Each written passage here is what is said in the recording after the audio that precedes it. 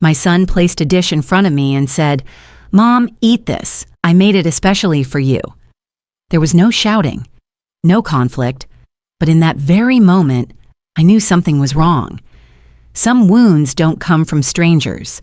They come from the very person you've trusted your entire life. If it were you, what would you do?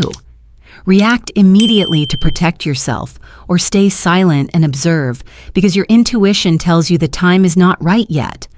I chose a way no one expected, and what happened afterwards forced me to look back. Not only at my family, but in the way I had lived for many years. If you have ever stayed silent, not because of weakness, but because you wanted to keep your mind from becoming unsettled, this story may be for you. That Thanksgiving, I arrived at my son's house earlier than usual, not because I was eager, but because I no longer had the habit of rushing. At 71, I do everything a little more slowly, not because I am weak, but because I do not want to miss any sensation. When I was younger, I lived very fast. I thought speed was a good thing. Only later did I understand that many vital things reveal themselves only when you are slow enough to see them. David's house sat at the end of a quiet street with identical homes lined up neatly. Laura opened the door for me. She smiled, polite, slightly tense. I was used to that smile. It had never been meant for me, only the proper one. David came out of the kitchen right after. He hugged me longer than usual. "Was the drive tiring, Mom?" "Do you need to rest for a bit?" "Sit here, Mom. It's warmer." I nodded and thanked him. I didn't think much of it. I took note. The first feeling came very lightly, like a passing breeze, not strong enough to name, but strong enough not to ignore. In the kitchen, familiar smells filled the house. Turkey, mashed potatoes, thick brown gravy. Everything looked just like previous years. But the way David moved was different. He paid more attention to me than necessary. When I stood up to pour water, he immediately stood as well. When I sat down, he pulled my chair in closer. I wasn't uncomfortable, just puzzled. When it was time to set the table, David brought out a small bowl of gravy and placed it in front of me. He said, his voice gentle but precise, "I made this one just for you. Try it, Mom." I looked at the bowl. Nothing unusual. Familiar color. Familiar smell. I looked at David. He smiled, a slightly stiff smile, but very brief. If you weren't paying attention, you wouldn't notice. I didn't ask. I didn't refuse either. I set my spoon down and waited for everyone to be seated, as I always did. Laura chatted with relatives. Emily, my granddaughter, sat across from me, head down on her phone, occasionally looking up at me, then back at her father. When we began eating, I took a sip of water first, not out of fear, just habit. I've always believed that if something is wrong, it will reveal itself. Rushing only unsettles the mind. I thought of something I learned long ago. When the mind is not at ease, it is best not to act yet. Not because you fear being wrong, but because you are not clear enough to be right. I did not doubt my son. Not yet. I noted the feeling inside me, the way one places a small stone on a table, not to do anything with it, to remember that it is there. The meal went on normally. People laughed and talked. I ate slowly. I listened more than I spoke. No one paid much attention to me. And strangely enough, that made me feel lighter. I did not know what that evening would lead to. I did not try to predict it. I only knew one thing very clearly, and that was enough for me then. If there is a truth, it does not need me to push it. It will find its own way out, as long as I remain calm enough not to block it with my own fear. I sat there, in the middle of a family dinner, quietly observing. I don't remember the exact moment I switched the plates.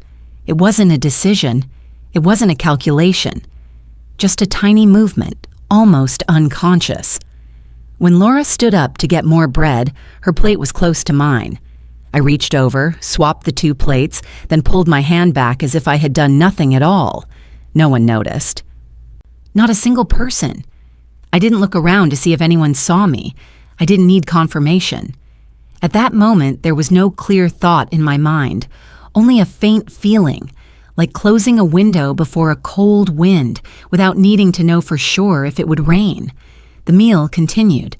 I ate mashed potatoes and a small piece of turkey. Slowly. No different from any other time. The gravy was still there. I hadn't touched it. I wasn't avoiding it. I didn't feel the need yet. About 10 minutes later, Laura put her fork down. She said her stomach felt a little uncomfortable. People laughed, thinking she'd eaten too quickly. I remained seated, watching the way she placed a hand on her stomach, then lowered it again. The way she breathed, deeper than usual. 20 minutes later, Laura turned pale. The atmosphere in the room shifted quickly. Conversation faded. David jumped up, calling his wife's name. Emily looked up, eyes wide. I sat there, hands resting on the table, clearly feeling the cool surface of the wood beneath my fingertips. When the ambulance arrived, the house, once warm, became cramped and chaotic. Flashing lights outside the window, rushed footsteps, rapid questions. No one asked if I was all right. No one remembered what I had eaten. I wasn't hurt by that. I was used to no longer being the center. I wasn't panicked either. My body felt normal. My breathing was steady. There were no signs of distress. Amid the commotion, I looked at David. Just a very brief moment. As the paramedics took Laura toward the door, David stopped short. His eyes swept across the dining table, paused on the 2 plates, then turned to me. The look didn't last long, but it was enough for me to catch the flicker of confusion before he quickly looked away.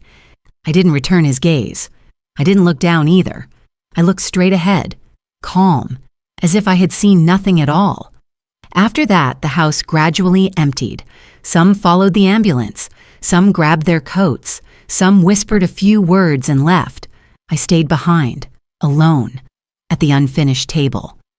I sat back down and listened as silence returned.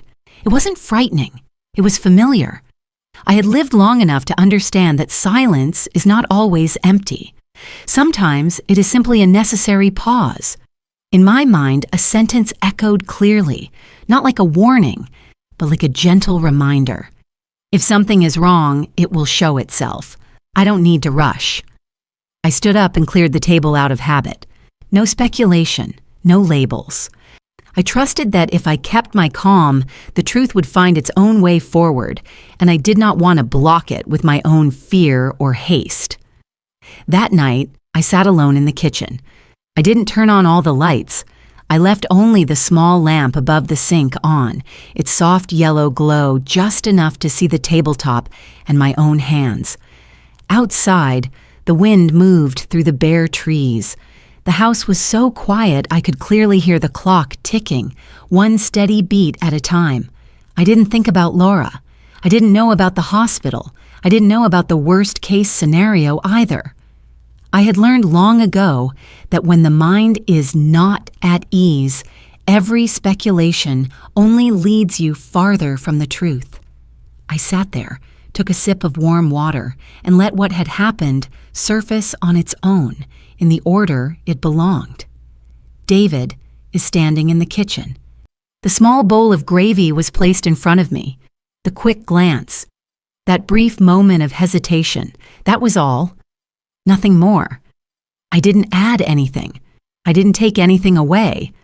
I believed that if I didn't insert my emotions, the small details would arrange themselves. They were like puzzle pieces. No force needed, only patience. I opened a drawer and took out the old notebook I used to track expenses, not to look for evidence, to keep my hands busy. When the hands are occupied, the mind tends to wander less. As I flipped through the pages, I suddenly remembered the times David had come by over the past year. "Just a few papers, Mom." "Sign them for convenience, just in case." "It's nothing important." Those words hadn't raised any suspicion at the time. I was used to helping my son when he needed it.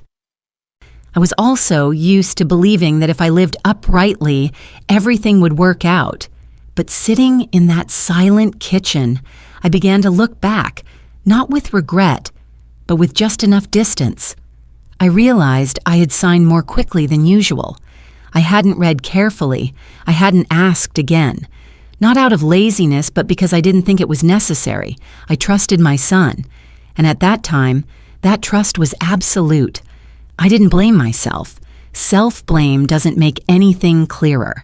It only clouds the mind further. What I felt then wasn't fear. If I had been afraid, I would have stood up, made phone calls, asked questions, demanded answers. But I didn't. I felt a little more awake, like someone stepping out of a dark room and realizing the light outside was still there. I sat very still for a long time. I didn't need answers right away. I didn't need to act right away either. I trusted that when I was calm enough not to chase my worries, the truth would not be obscured by my own reactions. My faith had never been about hoping good things would happen. It lay in this. Whatever happens, I can remain clear-minded enough to face it directly when the time comes. The next morning, I was watering the porch plants when my phone vibrated. It was Emily.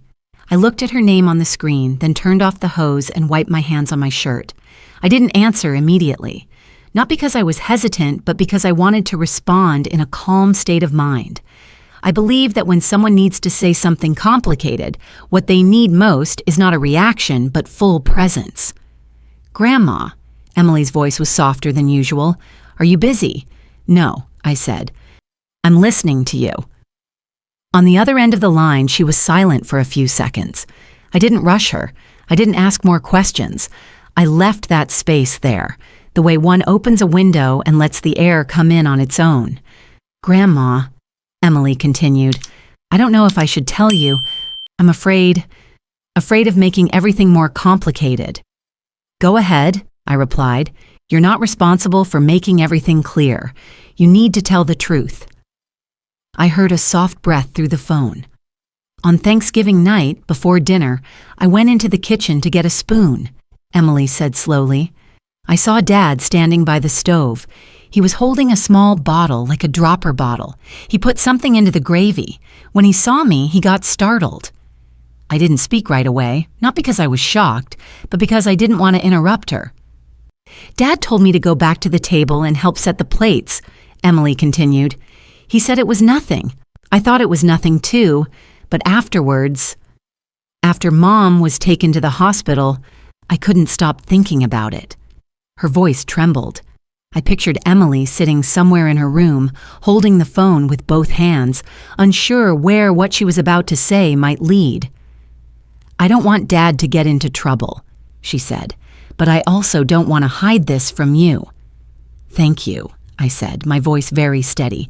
"Thank you for telling the truth." Emily was quiet. Perhaps she was expecting a different reaction. A sigh, a flood of questions, a moment of panic. But I had none of that. "You didn't do anything wrong," I continued, "and you don't need to worry about what will happen next. What belongs to adults will bear themselves." "You're not angry?" Emily asked, her voice very small. "No," I replied. "I just know one more thing I needed to know. That's enough." I didn't ask for more details. I didn't ask what the bottle was. I didn't ask what her father looked like. I didn't need to. The truth doesn't need to be squeezed dry to become truer. After hanging up, I stood still for a moment in the morning sunlight. I felt sad, not because I had been deceived, but because a child had had to carry something far too heavy for her age. But I also saw something else clearly. Truth, when spoken from a sincere heart, doesn't need noise. It only needs to be heard. And when one is calm enough to listen, it stands on its own, without needing to be propped up or emphasized further. That afternoon, after hanging up the phone with Emily, I didn't do anything right away. I brewed a pot of tea, sat down at the kitchen table, and let the steam warm both my hands. I didn't need more information. I needed a pause long enough so that what I had just heard wouldn't be distorted by emotion. When the tea had cooled halfway, I stood up and opened the cabinet where I kept essential documents. I didn't rummage. I knew exactly what I was looking for. The brown envelope David had given me earlier that year was still there. I remembered that day clearly. David had stopped by on a rainy afternoon. He brought several folders and said they were for emergencies. He spoke quickly. I was tired. I skimmed, signed, and put them away. At the time, I didn't think I was doing anything dangerous. I thought I was doing what a mother usually does when she trusts her child. I sat down and opened the envelope. The first page was a power of attorney. My name, David's name. My signature sat at the bottom of the page, slightly slanted, familiar handwriting but rushed. I read slowly, line by line, missing nothing. When I reached the section stating that David would have the authority to make financial decisions on my behalf if I were certified as no longer competent, I stopped, not out of panic, but because I understood. I turned to the next page, then another. Clauses I had not read carefully. Legal phrases I had once thought were merely formalities. Everything was clear, too clear. If I were to have an incident, if I were taken to the hospital in a state of confusion, if someone claimed that I was no longer of sound mind, David would have authority. I folded the papers and set them on the table. I didn't feel angry. I didn't feel betrayed in the way people usually describe. What came over me was a kind of stillness, like realizing you've been standing in the wrong place for a long time, not because anyone pushed you there, but because you didn't look closely enough. I recalled how David had urged me to sign, not forcefully, not loudly, just too fast, too convenient. I remembered Laura sitting beside him, nodding, saying nothing. At the time, I didn't ask questions. Not because I was weak, but because I believed that within a family, there was no need to be on guard. Sitting in front of those papers, I didn't blame myself. Self-blame cannot change what has already been signed. It only blinds you to what needs to be done next. One thought became very clear to me. Kindness is not the same as blindness. Trusting someone does not mean handing over all authority over your life to them. I had trusted, and I had to take responsibility for that trust, not through torment, but through correct action from this point forward. I gathered the documents and placed them back into the envelope. This time, I put it somewhere easily visible, not out of fear, but to remind myself that clarity is also a part of kindness, and protecting oneself is not a betrayal of anyone. The next morning, I called Thomas Reed. He was the family attorney I had known for many years, not because my family had many problems, but because my husband, while he was alive, always believed that some issues should be prepared in advance, while things were still calm. I scheduled an afternoon meeting. I didn't explain the reason over the phone. I said I needed to review some documents. I drove to his office with a strange sense of calm, no nervousness, no tension. I didn't feel like I was about to do something momentous. I thought that I was doing what needed to be done. Thomas read the power of attorney very slowly. He didn't speak right away. When he looked up, what I saw in his eyes was not surprise, but caution. "Did you fully understand the contents of this document when you signed it?" he asked. "No," I replied. "I trusted." He nodded. No judgment. No sigh. "You have every right to revoke this power of attorney," he said, "and I strongly advise you to do so immediately." I agreed, without hesitation, without needing further explanation. We worked for more than an hour. Thomas explained each step, each consequence. I listened, asked questions when necessary, not because I was afraid, but because I wanted to understand precisely what I was doing. This time, I didn't sign quickly. I read every line.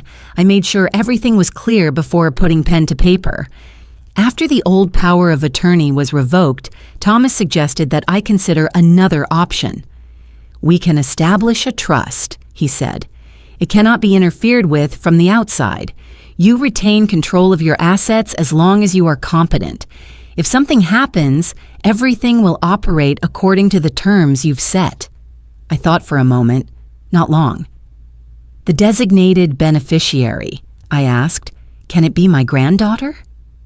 Thomas looked slightly surprised, but he didn't object. He asked me a few questions about Emily. I answered briefly. I didn't praise her. I didn't justify myself. I stated the truth. She is the only one who told me the truth, even when it was difficult, I said. I trust that. Thomas nodded. We agreed to appoint a neutral co-trustee until Emily reached the legally required age. Everything was documented clearly. No ambiguity, no gaps left behind. When everything was signed, I didn't feel like I had won against anyone. I didn't feel relieved in the way people often describe. I felt that order had been restored, like rearranging a home after a strong wind has passed through. On the drive home, one thing was evident to me. I didn't do this to punish David. I didn't do it to teach anyone a lesson. I did it because I needed to put everything back in its proper place. Emotion is emotion. Law is law. When the two are mixed together, both are harmed. I am still David's mother. That does not change. But I am also a person with the right to self-determination. Preserving that right is not selfish. It is my responsibility to my own life. When I got home, I brewed another pot of tea. I sat down in my familiar chair. Outside the window, the afternoon sunlight fell slowly across the steps. I didn't know how what lay ahead would unfold, but for the first time in many days, I knew with certainty that I was standing in the right place. The phone rang in the evening while I was washing dishes. David's name appeared on the screen. I dried my hands, looked at it for a moment, then answered. Not out of hesitation, but because I wanted to be sure my voice would not carry fatigue or irritation. "What did you do with the bank?" David asked immediately without greeting. His voice was quick and tense. "I revoked the power of attorney," I said. "And I rearranged a few things." On the other end of the line, David was silent for a beat. Then his voice dropped as if he were trying to stay calm. "So you don't trust me?" "I just wanted to help. You're making everything more complicated." I listened. I didn't interrupt. I didn't argue. "This isn't about trust or distrust," I said when he paused. "It's about boundaries." "What boundaries?" David shot back. "I'm your son." "I know," I replied, "and I am your mother. But I am also an adult with the right to make my own decisions." David exhaled sharply. I could imagine him pacing somewhere in his house. Before, I would have tried to explain. I would have gone over every detail, every feeling, hoping he would understand that I wasn't doing this to hurt anyone. This time, I didn't. "I have no intention of arguing," I said, "and I don't need your agreement. I'm simply informing you." "So what are you going to do next?" David asked. In that question, I heard insecurity more than anger. "I will live the way I have always lived," I replied, "and I will keep the important matters of my life in their proper place." "You're overthinking this," David said. "Everyone thinks you're overreacting." I smiled very slightly, not out of sarcasm, but because I realized I no longer needed to prove otherwise. "Maybe," I said, "but this is my choice." Another silence followed. This one was longer. "Aren't you thinking about the family?" David asked. "I'm thinking about it very much," I answered. "That's exactly why I'm doing this." I said nothing more. I didn't mention Laura. I didn't mention the dinner. I didn't mention Emily. None of that needed to be dragged out to defend my decision.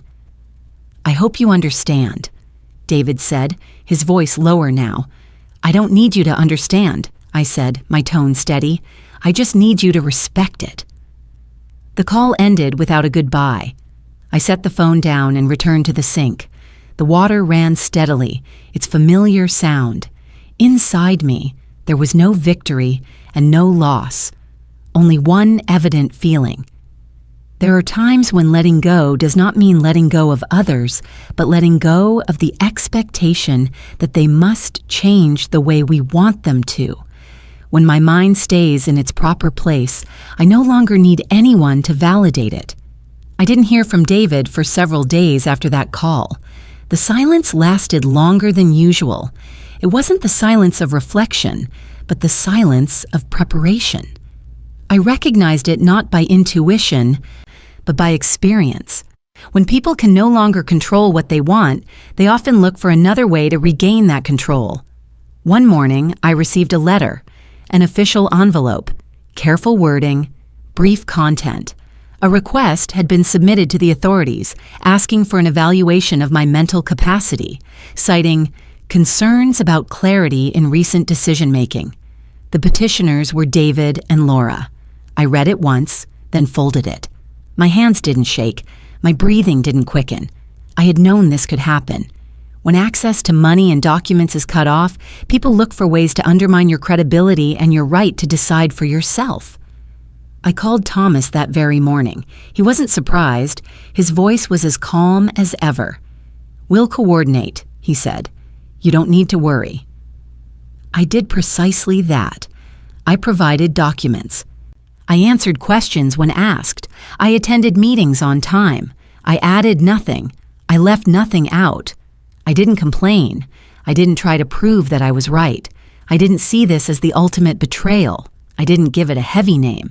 In my heart, it was simply the result of fear and greed when the easy path was no longer available. At times, in the waiting room, I looked around and saw others, older than me, younger than me, also waiting their turn. I thought that if I let my mind become unsettled at that moment, I would be just like them, sitting there with fear weighing on my shoulders. But I wasn't afraid. Not because I believed everything would go smoothly, but because I thought that when you do nothing wrong, hide nothing, and scheme nothing, the truth does not need you to defend it. It stands on its own. That evening, I returned home, brewed tea, and opened the window to let in the cold air. I didn't feel like I was in a battle. I thought that I was standing still while others were still running in circles around their own fear. And sometimes standing still in the right place is already an answer. Emily came to my house one late afternoon. The weather was turning cold. She stood at the door with her hands tucked into her coat pockets, looking at me as if weighing whether she should say what she had brought with her. I opened the door without asking anything, simply stepping aside to let her in. We sat down at the kitchen table. I made tea. Emily placed her phone on the table, screen facing down. "Grandma," she said softly, "I have something. I don't know if I should give it to you." I looked at her. What I saw was not fear, but the weariness of a child who had been carrying too much inside. "You don't have to give it to me," I said. "You only need to do what you believe is right." Emily nodded, then turned the screen over. She pressed play. A voice filled the quiet kitchen. An adult voice. Not mine, not Emily's. I didn't need to identify it immediately. The content was explicit enough. A short conversation, a calculation spoken of as if it were something ordinary. No anger, no argument, only the coldness of words spoken without any thought of their consequences. When the recording ended, Emily looked at me, waiting. I said nothing for a few seconds. Not because I was shocked. Everything in it merely confirmed what I already understood. Truth, once revealed, rarely overwhelms. It simply allows the final pieces to fall into place. "Are you okay?" Emily asked. "I'm fine," I replied. And that was the truth. I didn't feel joy. I didn't feel as though I had just obtained something important.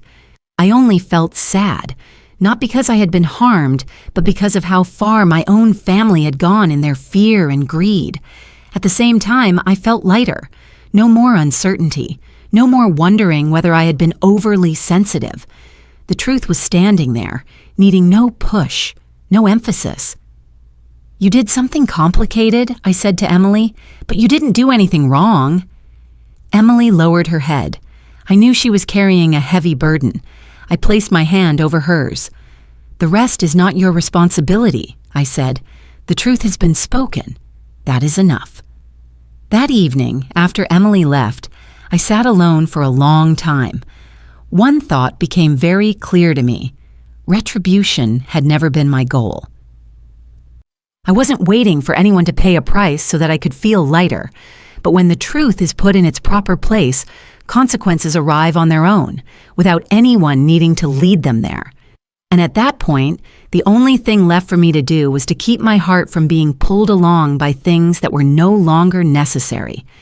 After that, everything settled down in a very ordinary way. There was no major confrontation, no further exchanges of harsh words. David and Laura gradually contacted me less. The calls became infrequent, then stopped altogether. Not because anyone cut ties, but because there was nothing left between us to struggle over. I didn't cling. I didn't push away either. Some relationships, when no longer bound by fear or self-interest, naturally return to their actual distance. I let things unfold that way. In the days that followed, I slowed down, not because I was sad, but because I no longer needed to chase after anything. I woke up early, brewed tea, and opened the windows to let light into the kitchen. I tended again to the potted plants on the porch, small tasks done regularly. I didn't dwell on what had happened, not because I forgot, but because I didn't want pain to become the center of my life. It had happened. It had been named. That was enough. Emily still visited me, not often, but regularly, sometimes to do homework, sometimes to drink tea. We didn't revisit the past much, not because we were avoiding it, but because we didn't need to. One afternoon, as the weather began to turn cold, Emily asked me, "Do you regret it?" I understood the question. She wasn't asking about documents or about what had been lost. She was asking about the family. I thought for a moment, then shook my head. "No," I said. "I only regret that some things weren't spoken of earlier, but regret, no." I told Emily my story from beginning to end. No more, no less. Not to teach her anything, but to let her know that the truth can be spoken without causing further harm. "You don't have to be like me," I told her. "Just remember that kindness must always go hand in hand with clarity." Emily nodded. She didn't say anything more. I knew she would understand it in her own way when the time came. As for me, I didn't feel that I had won against anyone. I didn't think that I had overcome a battle. I only felt that I had held on to something straightforward, yet very difficult to keep. I had kept my mind from becoming unsettled. When the mind is not unsettled, there is no need for retaliation, no need to prove anything, no need for anyone to acknowledge that you were right. Everything returns to its place on its own, like water flowing to low ground. Some evenings, I sit alone in the kitchen, under the familiar yellow light, and I feel at peace. Not because life is no longer difficult, but because I'm no longer resisting it with fear. I learned this late, but just in time. Not every loss needs to be compensated. Only when we let go do we realize that we are still whole. And that is enough.